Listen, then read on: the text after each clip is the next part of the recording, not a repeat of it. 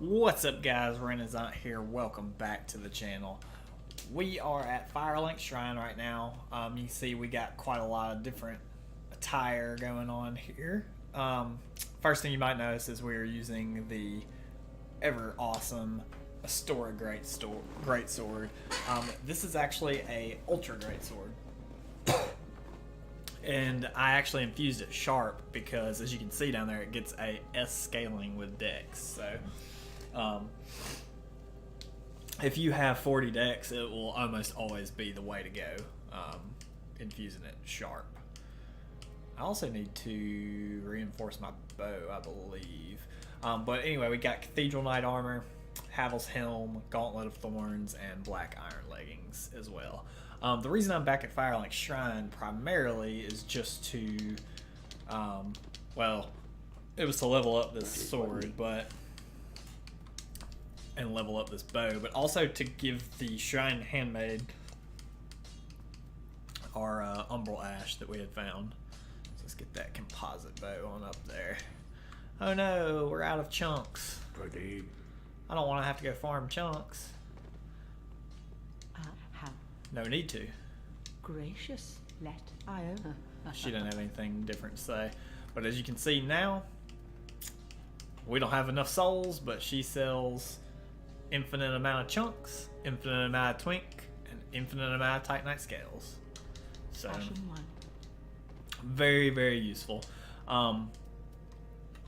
With that being said, guys, it is time to go fight the boss of Archdragon Peak.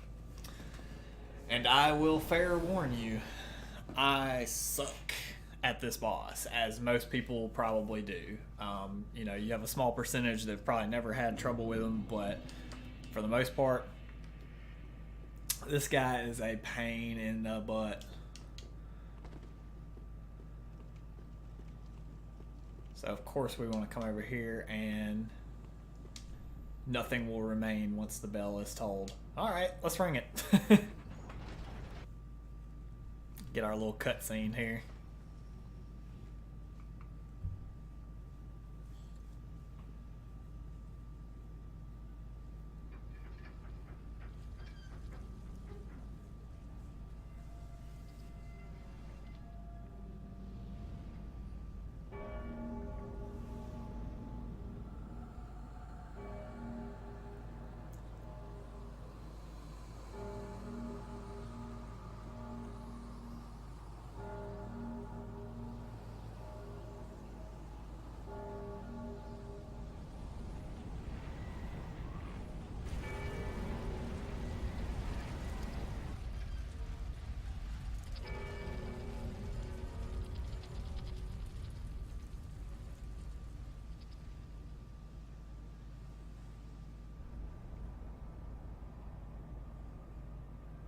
Ooh, spooky.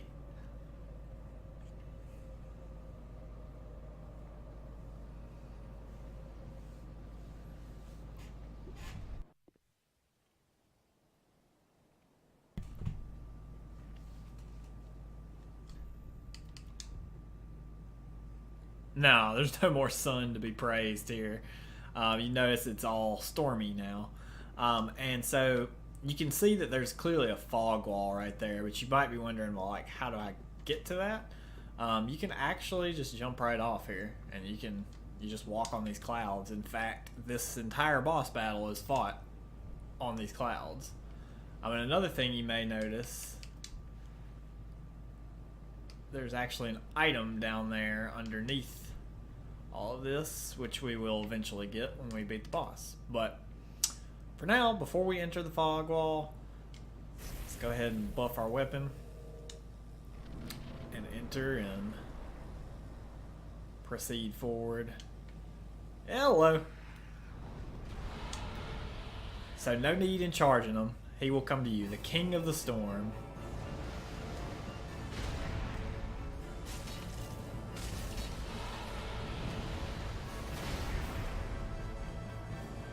So one thing about this boss that you may notice, first of all, get out of there for that attack. Oh, we still couldn't dodge it. The guy writing it is in fact the dude from all those statues. Excuse me.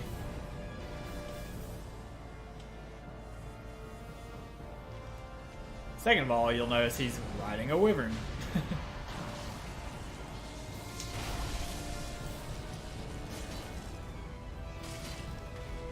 Third of all, if you start attacking this guy,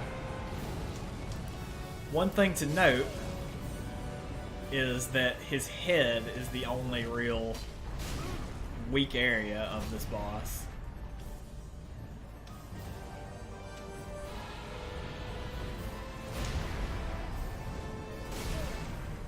Man. Like I said, I probably won't kill this boss on my first try here. There we go. This guy can actually be staggered, and bam. So the King of Storm is dead, but look, all we did was kill his dragon.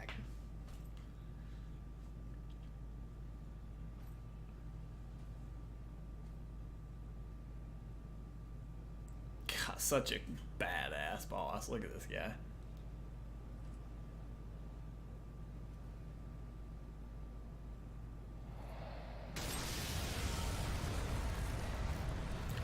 So he just absorbed the power of that. Yeah, that'll protect you. Your little spiky fists. Alright. Ladies and gentlemen, I welcome you officially to the Nameless King. Dodge his clouds. This is the Nameless King. The Nameless King is very aggressive. Apparently he can just go through your shield. I want to try to get him to make sure he does plenty of different attacks.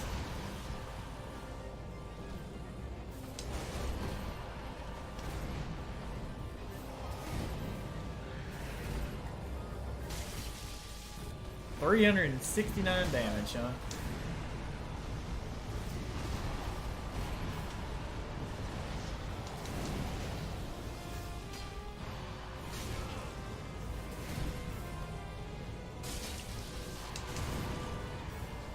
The main thing with the Nameless King to remember is he doesn't give you a lot of times to heal, so when you do heal, you want to make sure that you're doing it safely.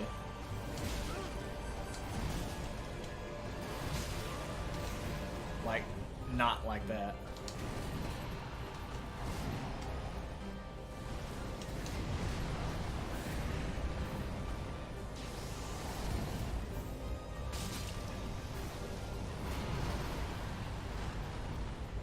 So just kind of stay close to him. Let him attack, then you attack. One thing to note though, doing that strategy instead of dodge rolling, you'll still take damage because his weapon is imbued with lightning.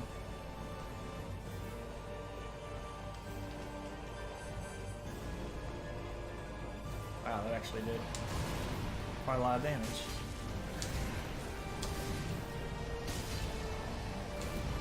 Ah, oh, ran out of stamina. You gotta manage your stamina. Woo!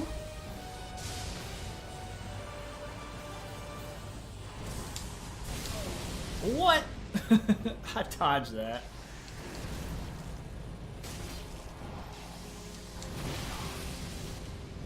Lightning sphere.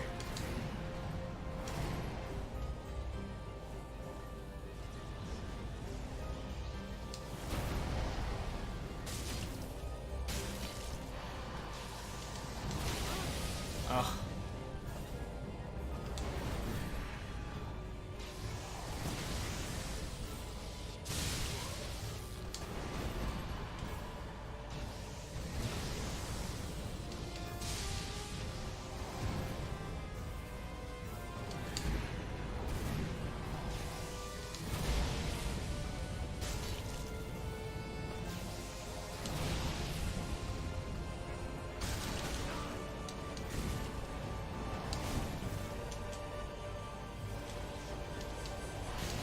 Bad timing.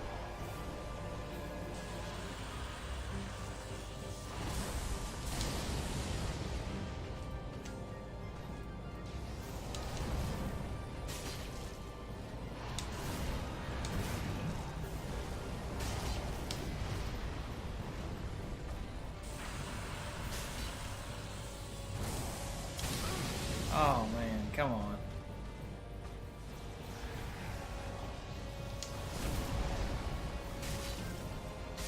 Woo! We did it!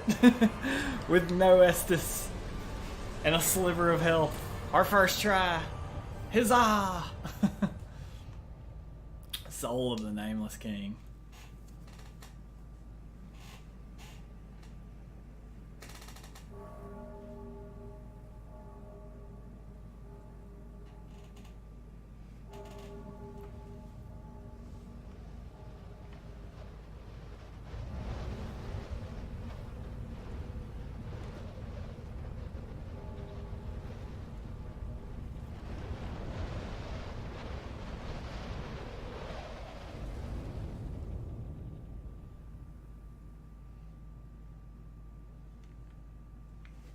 Interesting.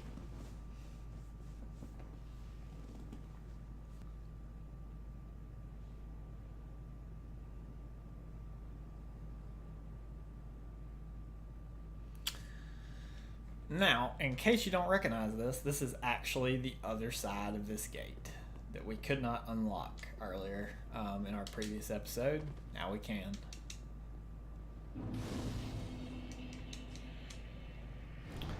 Go ahead and get that bonfire. It should be just called the Nameless King bonfire, I believe. Yeah.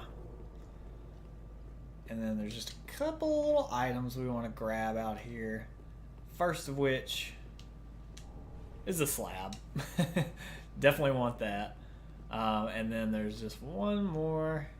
And this will give us a lot of lore here. If we can find it. Where is it?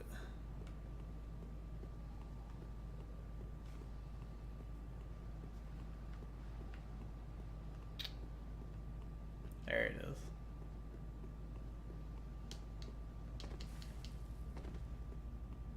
So if you remember, this gate is now open as well. This, if you remember right, this gate, that's our Chandler over there. See? That was summoning that Drake Blood Knight. And if you remember, the item that we got in this gate was actually the Dragon Slayer Spear, which was Ornstein's spear.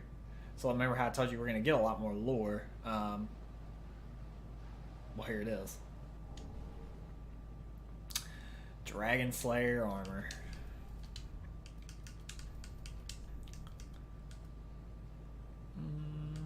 Where are you? There it is. Golden Lion armor associated with Dragon Slayer Ornstein from the Age of Gods and imbued with the strength of lightning.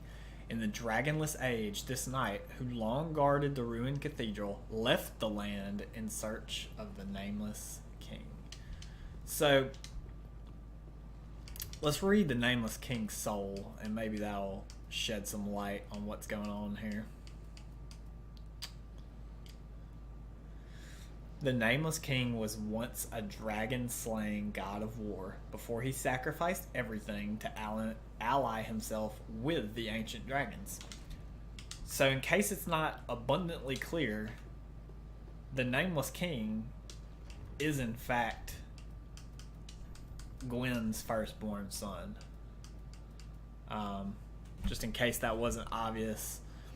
Let's see, I think, is it this one? Yeah, Ring of the Sun's firstborn, who inherited the light of Gwyn, the First Lord.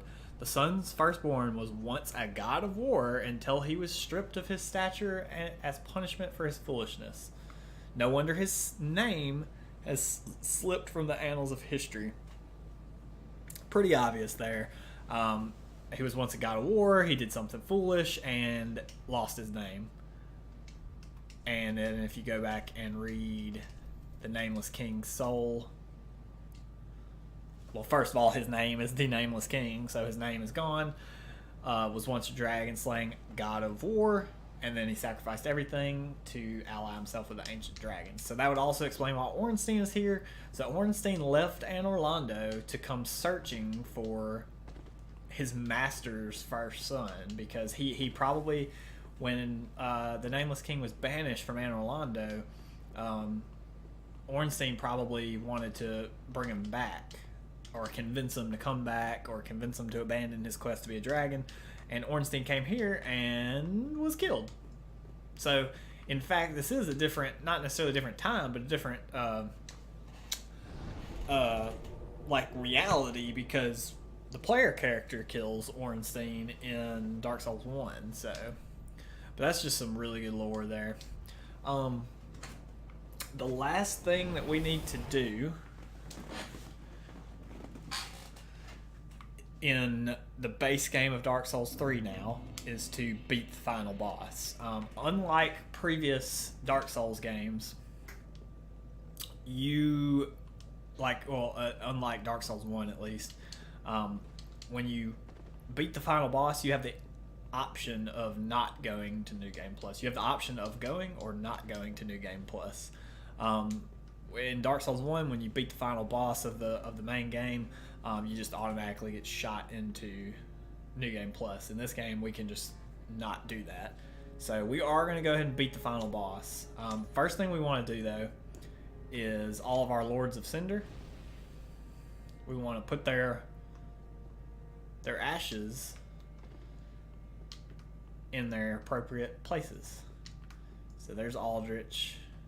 That's Ludlith. He's already there. This is Lothric. Then we got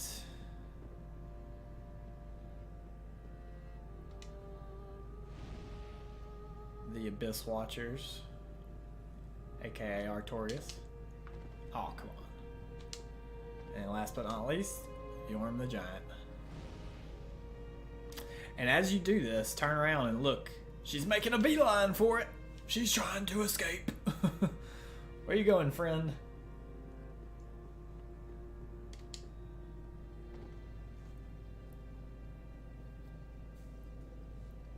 Hello. The 5 lords sit their 5 thrones, all thanks to thee. And watch Ludlith up there. Lords. Ashen One, with the lords as thy witness, bend thy knee afore the bonfire's coiled sword. Bend the knee to Cersei. And let the lord's embers acknowledge thee as their true heir, a true lord, fit to link the fire. Ashen One has the light of a great. Alright, cool. So, when we do this, by the way, Ludlith will actually die. Ah, the 5 lords, for 5 thrones. Glory be my lord slaying champion. It is all thy doing. The stage is set for me to play my part as lord. To go. Alright. So we're gonna just briefly kind of go through. Nah, we don't need to do that. Disregard. We'll save that for a Lord episode. Yorm's Great Shield. Dragon Slayer Sword Spear. There's so many good items. We are going to go ahead and buy the Prisoner's Chain, though. Prisoner's Chain, you use Champion Gundir's Soul to get. It's a portion of a steel chain used to restrain Gundir. Gain vigor, endurance, and vitality, but take extra damage. Prisoner is one who has stacked everything on a belief, a proclivity most apparent in the greatest of champions. We do want to go ahead and get that, but for right now, you see how it doesn't say rest or anything, it says kneel. So let's kneel and let's watch Ludlith. Oh, it's a cutscene anyway, so.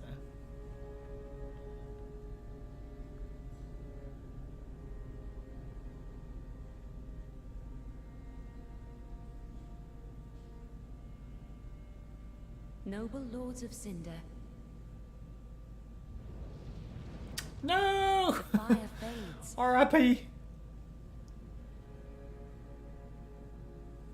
And the lords go without thrones.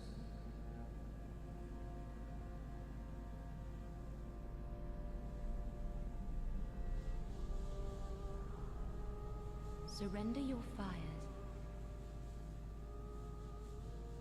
to the true heir.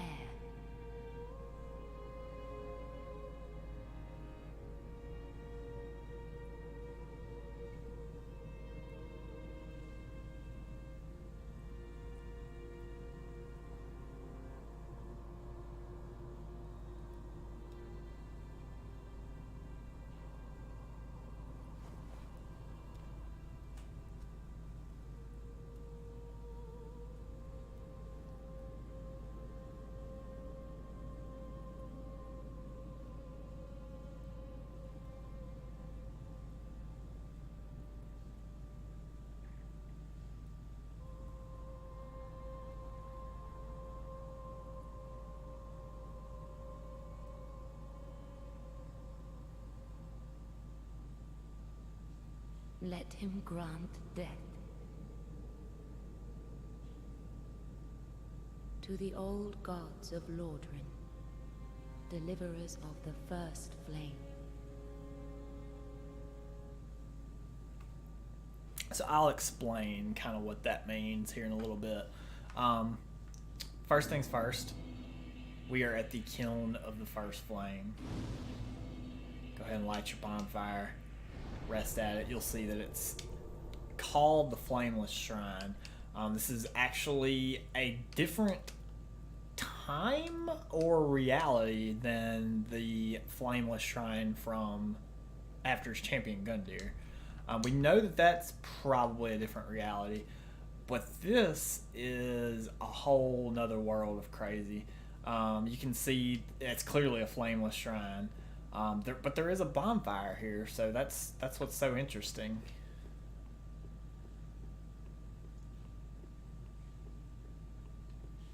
But my guess is this is actually a different time period altogether. Not necessarily a different reality, but I believe this is in the past.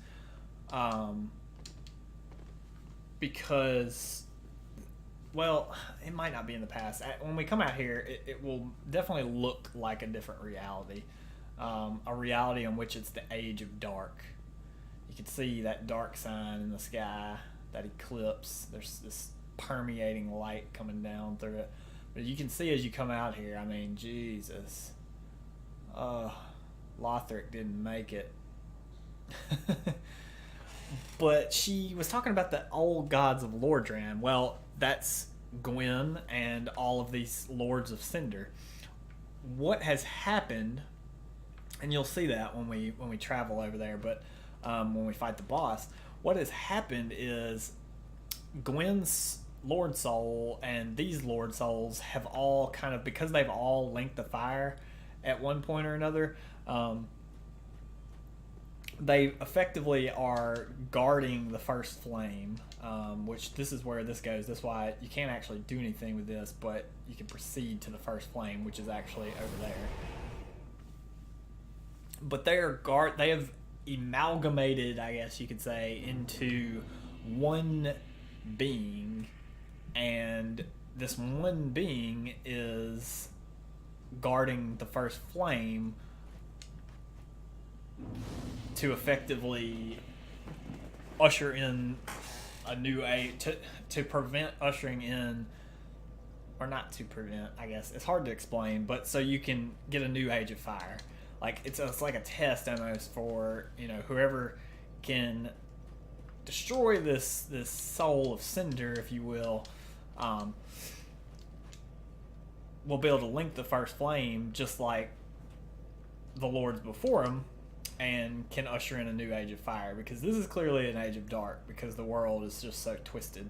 Another thing to note, it's actually called the Kiln of the First Flame as well, but this one is actually called that. And yes, that's another bonfire. That's just a travel bonfire though. So proceed up here. In Dark Souls 1, the Kiln of the First Flame was like surrounded with Black Knights, Gwen's loyal servants, but this kiln is not. You may be wondering where that dark sign went. What's up here? The giant dark sign in the sky. There you go. Now, we don't have any summons for this boss fight. If you take Uria's Path questline to fruition, you would have Uria to summon as well as Londor Paleshade, I believe. But for now, what we got going on in here? The Protector of the First Flame. The Soul of Cinder. As you approach, he too will become aggro.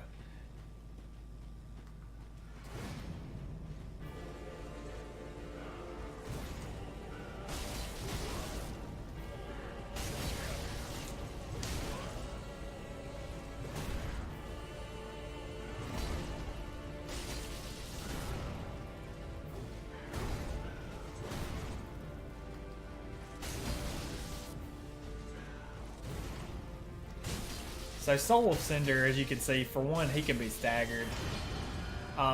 What he does, though, is actually... Like what he just did right there, it's now he's using magic. He can also use dex-based stuff and have a katana. Soul Greatsword. Woo! He can use pyromancies. See, he just switched, and now he's a different. He's comprising different. See, look at that poison mist. Get that out of here.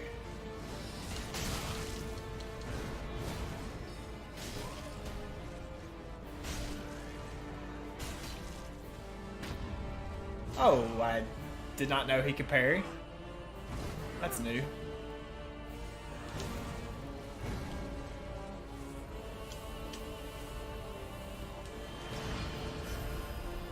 Now he's got a pike. Probably his single most dangerous phase. Oh, Wrath of the Gods. I mean, you can see he's basically a souped up player character. But he's not that hard to deal with yet. Get your Wrath of the Gods out of here.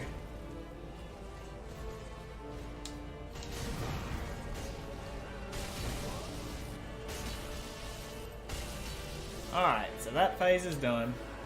Now he's going to transform into his second phase and get all of his health back.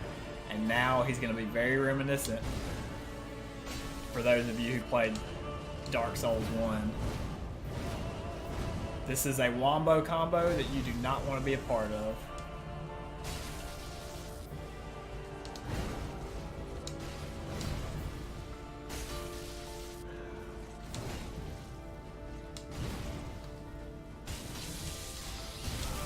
It's at this point you realize, if you played Dark Souls 1, that he is now...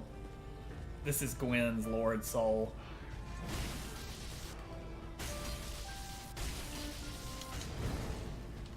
He has Gwyn's moveset, he has Gwyn's sword. I mean, that's a Gwyn move right there. Even the music. That's Gwyn's combo that is just, oh, super destructive. He's got Gwyn's friggin' sunlight spears.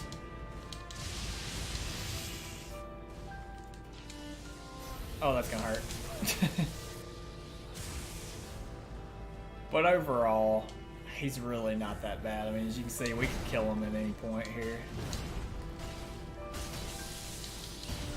Lightning Stake. He's got a grab. He's one hit away from death. Such cool music there. This boss is notoriously... A lot of people in the community kind of dislike him for being the final boss. Just because...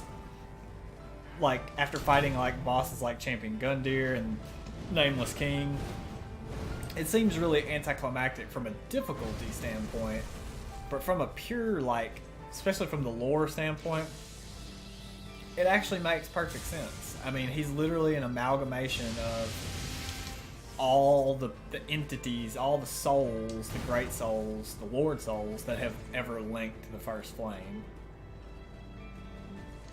And as you can see, he's not that difficult. Even though he has 2 entire health bars, he's very telegraphed in his attacks, so...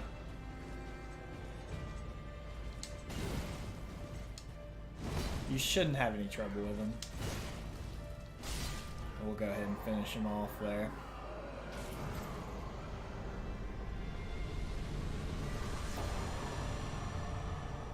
Once he's deceased, you'll get the Soul of the Lords.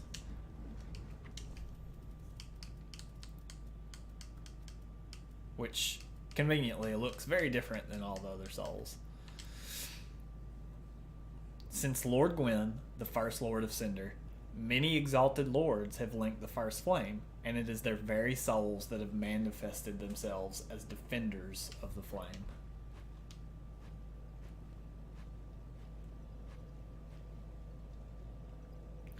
Link the First Flame.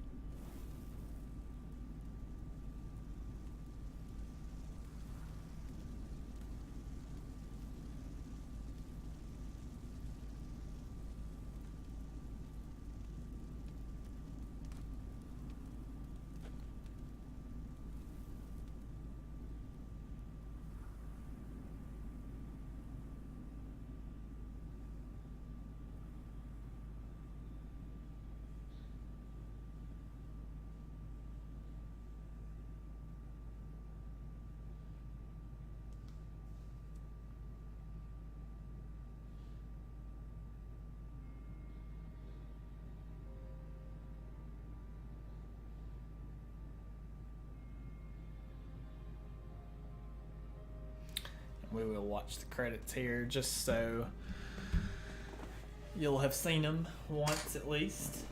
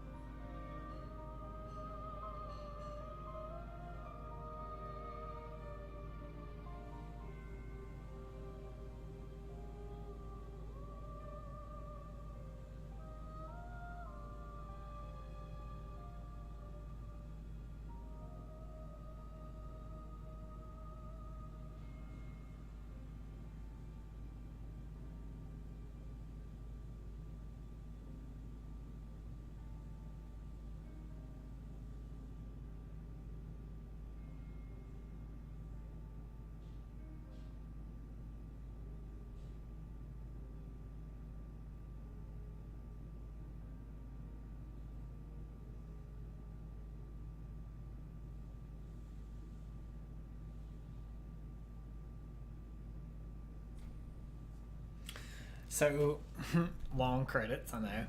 It's going to ask you here, begin Journey 2 in current state. Journey 2 can be initiated from the Shrine Bonfire if you do not wish to begin now.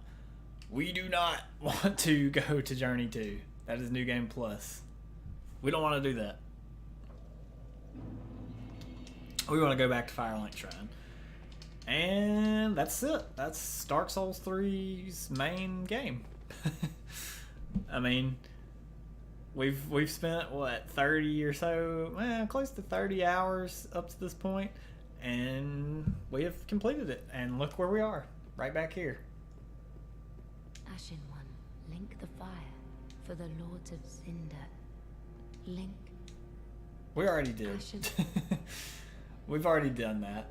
One thing to note, though, even though Ludleth died, R.I.P., first of all, you want to come up here and you can still transpose boss souls.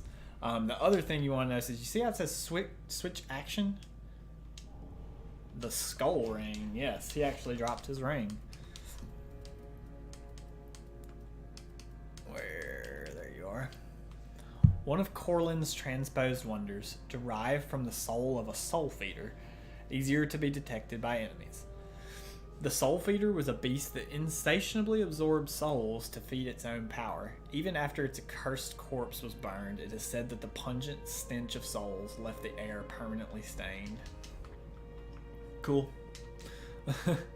The main thing, though, to take away from this is now we have a fair amount of souls, and now we can also buy a slab here. So once you beat the game, once you kill the Soul of Cinder and come back here, she will sell you 1 slab. So you definitely want to go ahead and buy that. Another thing that she's going to have in her inventory now actually is going to be the Firelink armor, which is probably...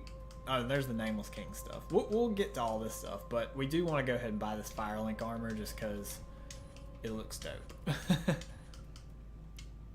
Armor of the Soul of Cinder, deific manifestation of the Lords of Cinder, who linked the first flame. It resembles a knight's armor, but bears hideous burns and contortions, taking the shape of a deathly ribcage. It exists only as a symbol of the Great Lords and the noble act of linking the fire, though it is no more than an empty husk. But it looks cool. Ashen One. Alright. So that is probably going to do it for this episode, guys. In our next episode, we are going to begin the first part of the DLC. Wow, did I just vault the bonfire? I feel like I did. I don't know how I did that, to be honest with you. Whatever. Yeah, so we will be starting the part 2 or the part 1 of our DLC. Of course, we will be starting with the Ashes of Arian DLC because you can't start the Ring City yet. I don't think. You actually may be able to. Let me see. Hold on. I don't think you can.